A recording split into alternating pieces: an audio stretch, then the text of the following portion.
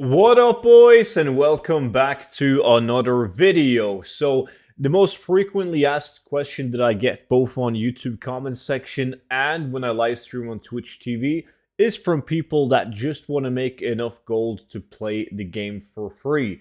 And what I mean about that is that people just want to make enough gold so that they can go on the auction house and purchase a WoW token, which means right now, at the recording of this video, you need to farm 266,000 gold within 30 days to keep on playing. And that is absolutely jack shit. It can be done in a day, easily. So in this video, I'm going to mention 5 farms that anyone can do with any class and also solo. You don't have to depend on anyone in order to do any of these farms. Now, if this is the sort of content that interests you, then make sure you subscribe to the YouTube channel and you will be notified whenever I upload a video.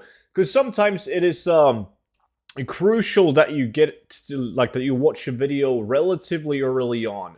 Because sometimes it's like tips and tricks that you should get on instantly. And if you're behind everyone else, the market is already going to be relatively broken and the prices are going to be way lower. So most of this stuff, you do want to jump on it early. So make sure you subscribe. And the reason why we're only talking about 5 ways is I could talk about 50 ways of how you can make gold solo enough in a month to get a token.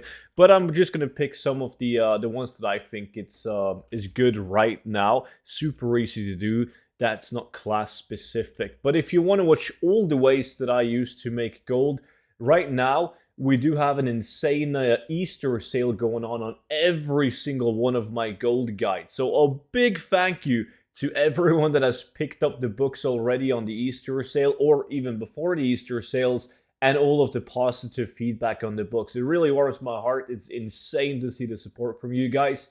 And right now you can grab, as I said, any of these gold guides for $9.90 using code Easter. You can even grab the TBC gold guide so you're prepared and have enough gold for whenever Wrath of the Lich King releases.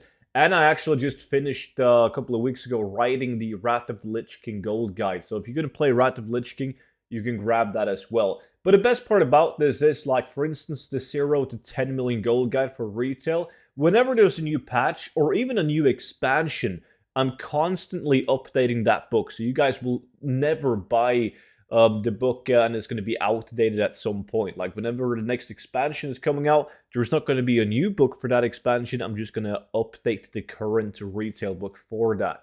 So make sure to check it out. It's going to be linked down below in the description and also pinned comments while they're still on sale.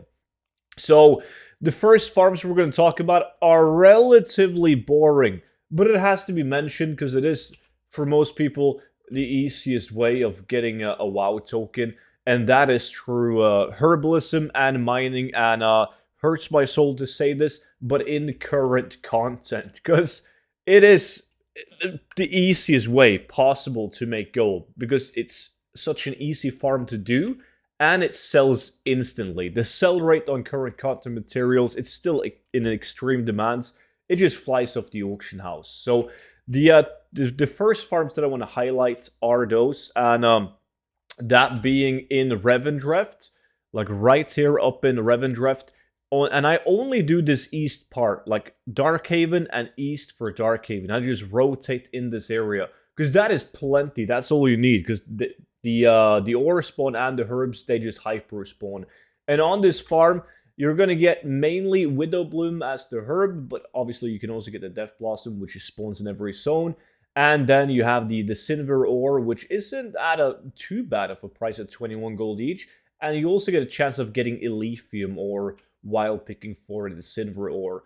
Most people have been doing this recently as prices went a bit up with the new patch, like 925, because everyone was too busy farming the Prague Essentia. So that was kind of good.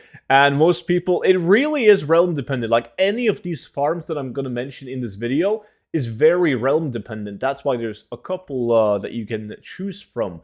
But it's not unnormal to make anywhere between 30,000 to 55,000 gold doing herb and mining at just this eastern part of Revendreth. Another one that I do want to highlight is over here in Maldraxxus, actually. And there's a couple of routes that you can do in Maldraxxus. But most people are doing this area right here, this swampy area, the Forgotten Wounds. You can literally just fly in this very small place, and they will spawn drastically, like super fast, because there's so many people doing urban mining, and the more people doing urban mining in the zone, the faster they will spawn. So I personally switch between this area right here, and then this little small area down here. It's a known spot, this one, for people that multi-box and do botting. But you are always able to pick up the ore or the herbs before they despawn. So as long as there isn't a multi-boxing team of 10 people, you're going to be fine. Because if there's 10 of them, they will instantly take every charge of that vein or that herb. So these two locations, these two zones in Shadowlands is still good. I mean, people are doing it all over the place. Some people are doing it in Bastion as well, but I've personally, since doing it after patch 9.2, I've been having the highest gold per hour in Maldraxxus and in Revendreft. It's also worth mentioning that now with flying and the increased chance of getting the Prog Essentia, it's not a bad farm. You should average 5.5 Prog Essentia an hour. And the Prog Essentia is relatively cheap right now with like an average price of like 4,000 gold. But that's still like 25,000 gold an hour just on the Prog Essentia alone. And then you make a lot of gold on the Elefium ore, which should be another 10,000 gold an hour. And then obviously the new 9.2 materials like both the ore and also the herbs will just add on to that gold per hour. So those are the first farms that I want to mention. Super easy. Most people don't like to do these farms, even though it's the easiest way. I'm not saying the best way, but it's still the easiest way of getting a gold, like a WoW token. It's just by doing that for like X amount of hours, depending on the prices on your realm. Like on some realms, it's enough to do 6 hours of Shadowlands urban mining. That's going to be plenty, right? Or even 5 hours. While on some realms, you have to do it for like 9 hours before you get yourself a WoW token. But 9 hours spread across a month really isn't that much. Now, if you want to increase your gold per hour, the obvious thing is, like just by doing super easy farms, is to do older content. So there's a couple of farms that I want to mention with older content. The first one, we're going to jump on my mage right here, and this is not a herbalism or a mining farm. It is a gathering profession farm, though, a skinning farm, which is this one specifically. I've featured it like 10 times on the channel because it gives you the biggest variety of materials, and they're all relatively easy to sell. So I'm not going to go into all of the specifics on this farm. I will leave a link down below in the description because there's a lot of things you need to keep in consideration if you want to up your numbers. But it takes place right here in Ulduum. It's important to be in the OG Cataclysm Ulduum. If you aren't, you got to talk to Sidormi to get phased into the Cataclysm version of it. And then all the way down here with skinning, you step on these eggs, and then you will have a lot of baby crocs spawning on you. You kill them, and then you skin them, right? By doing this, you will get Savage Leather. Now, Savage Leather tends to sell relatively well, and then you can turn the Savage Leather into Heavy Savage Leather, and then you can take the Heavy Savage Leather and purchase Pristine Hide. So just from skinning, like the skinning materials, you got 3 different mats to put up on the auction house. Also, if you have engineering like me, this tune is specifically made for this farm, you can make yourself the electrostatic condenser, which has a chance of giving you like volatile air when you skin the mobs. On top of that, when you skin them, you will also get the bloated stomach. The bloated stomach will have a guaranteed chance of giving you volatiles, but it can be any of the different volatile sorts out there. And then you can also use Potion of Treasure Finding. So whenever you kill a mob in Kata, you can get like the Purites, you can get Elementium, like both the ores, and then you can get every single volatile in the game. You get cloth, you get raw gold, you get green items.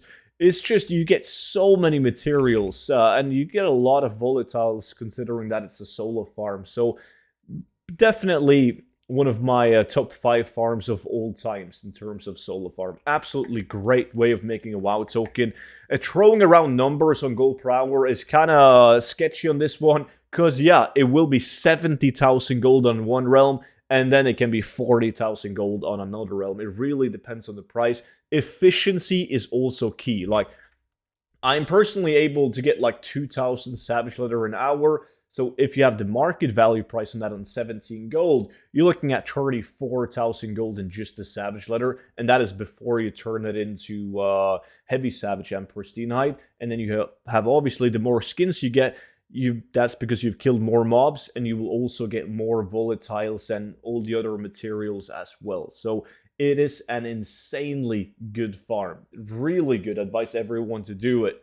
Now, since we're on the topic of easy farms, we're not going to talk about battle pets or transmog farming or toy farming or any of that. We're going to stick to materials, and we're going to talk about old content once again. So I'm going to log another two that's made specifically for a set of farms, and that is mining in the old content. So mining in Wrath of the Lich King, it's great. That's the next two farms. So you have cobalt ore that you can mine for, and then you have Serenite, and you also have titanium.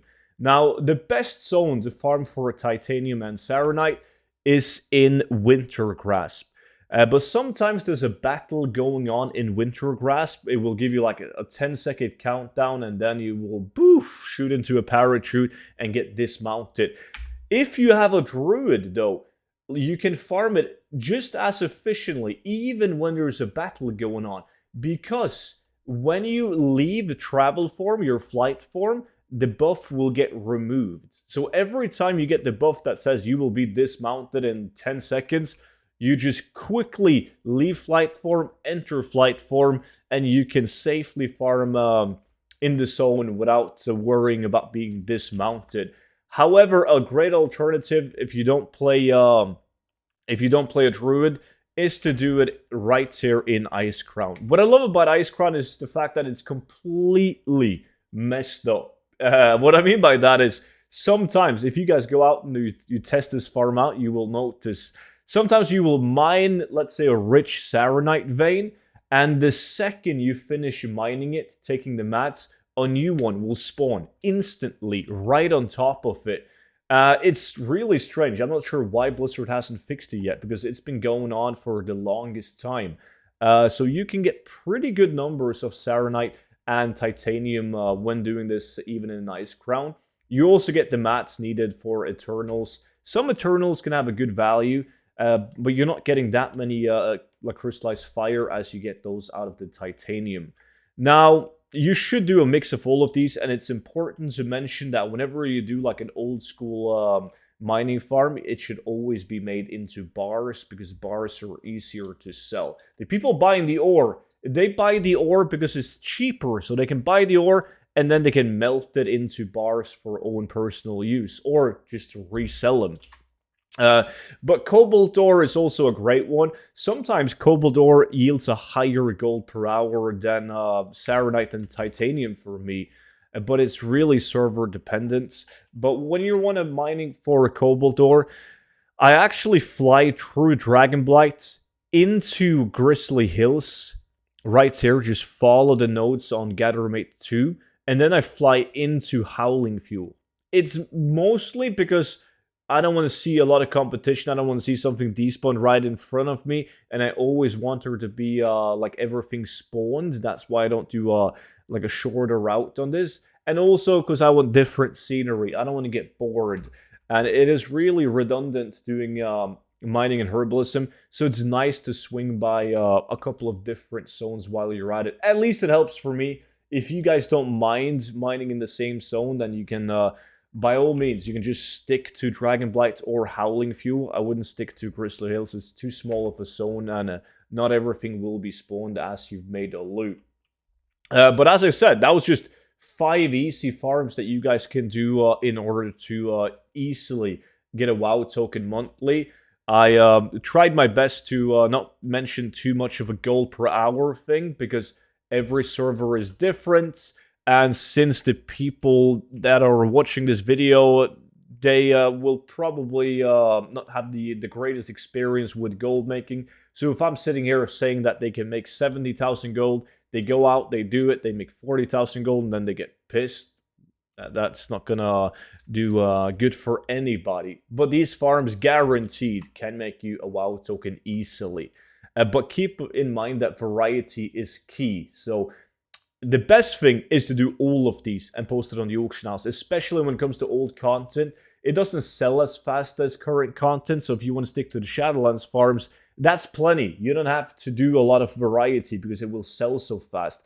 But whenever you're dealing with old content stuff, you want variety. You want to do a lot of different farms so that when it eventually sells, the gold per hour is really good, right? But variety is good in order to guarantee steady sales. That was it for the video though. Like, if you want a more concrete setup on everything and just more farms in general, all of the best ones that I do, then make sure you take advantage of the Easter sale and use code Easter to get any of the gold guides for only $9.90. Subscribe to the channel if you haven't already. There's daily videos and you don't want to miss any of them. Well, that's it for now. Guys, thank you so much for watching the video, and I will see all of you back in at tomorrow's video. Bye-bye.